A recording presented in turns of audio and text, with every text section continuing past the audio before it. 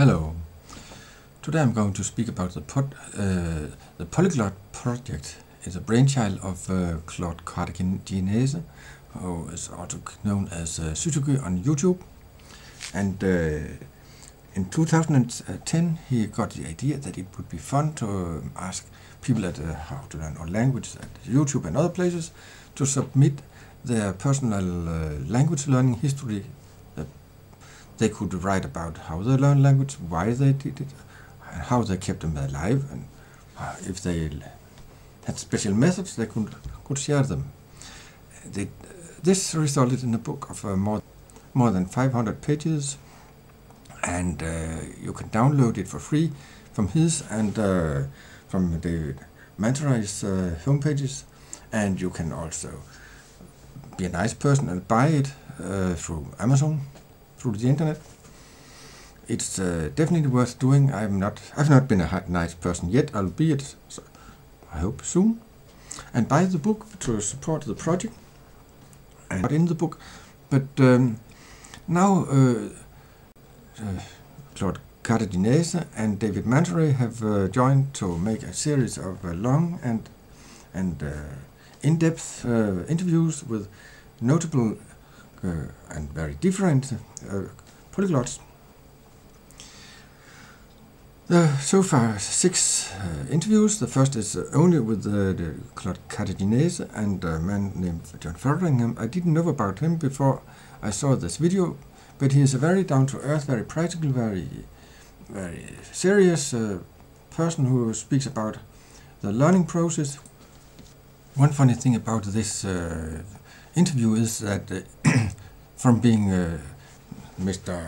John Fotheringham who's interviewed, suddenly it's Claude Cartaginese who is answering questions about how much he speaks and with who, and they find out it takes a lot of time to learn a lot of kanjis and so on.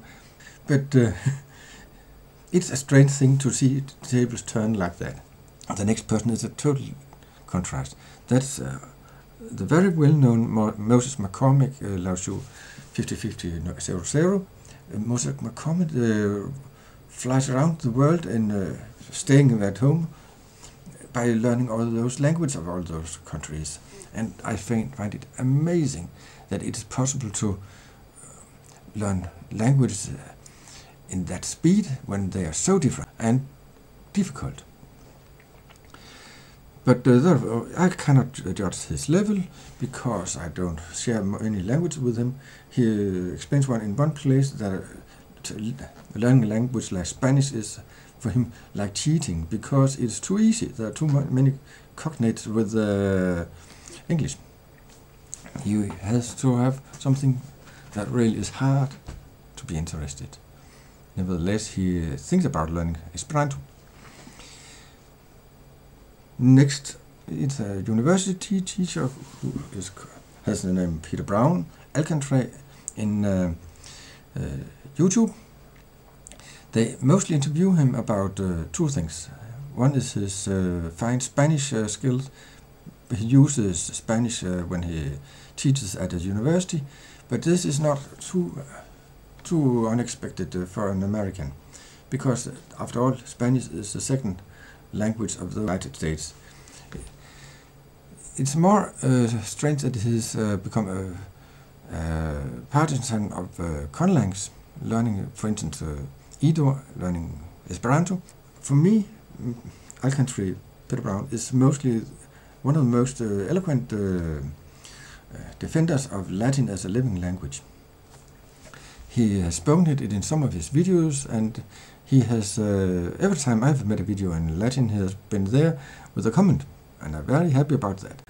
There is a connection.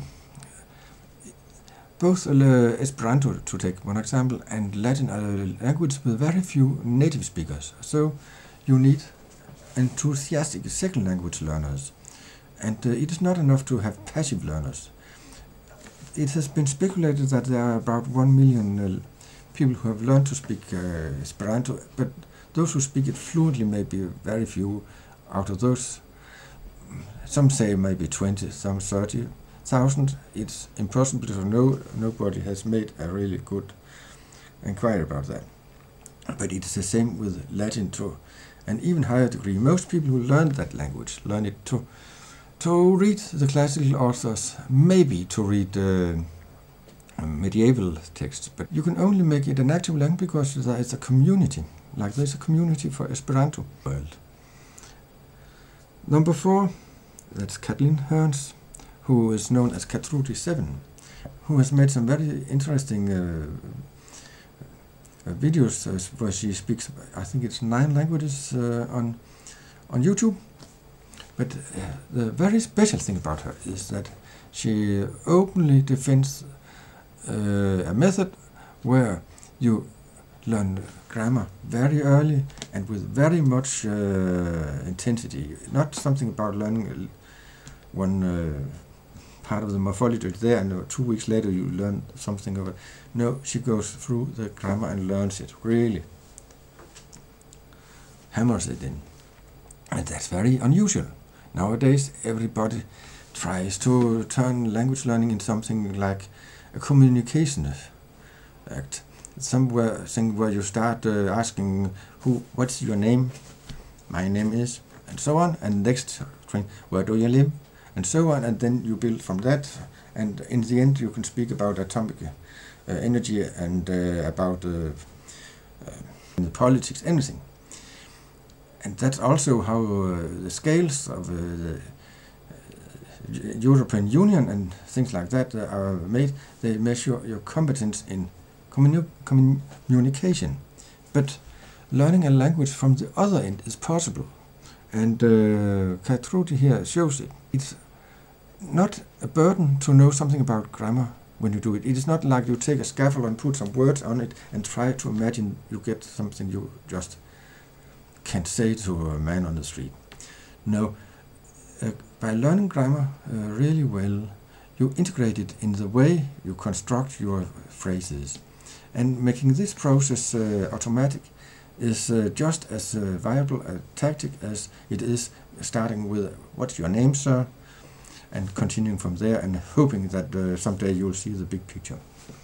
The 4th interview is Susanna Zarajski.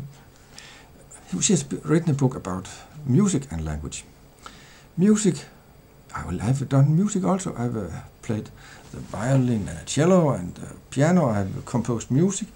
But when I sat there with my violin and my cello, or I was writing some music on a sheet, I didn't make something I see as directly relevant for language learning.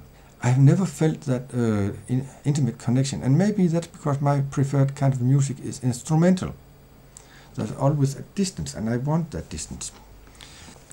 Playing an instrument is different from singing, and those who are very much into vocal music may find a closer relationship between languages and music. The last person is an Austrian, the only non-Anglophone in the company here, and he is Robert Biegler, known as Robert Austria in How to Learn Our Languages. And he's a simultaneous interpreter. He also makes other things, but as he says, you take an education as a simultaneous interpreter, and that's different from being a consecutive interpreter. It has never been my wish to be a simultaneous interpreter. I just imagine people coming in trying to express themselves in hazy ways and speaking very long time and being totally impossible to understand, maybe even for native speakers. Good luck, Robert Biegler. You need it. So these persons are very, very different, and they are just 6 persons among all the polyglots out there who have different methods and different priorities. I hope that Claude Cartaginese and David Mansoray will continue this series for a long time, adding new interviews, because you learn a lot of language learning by listening to them. Goodbye.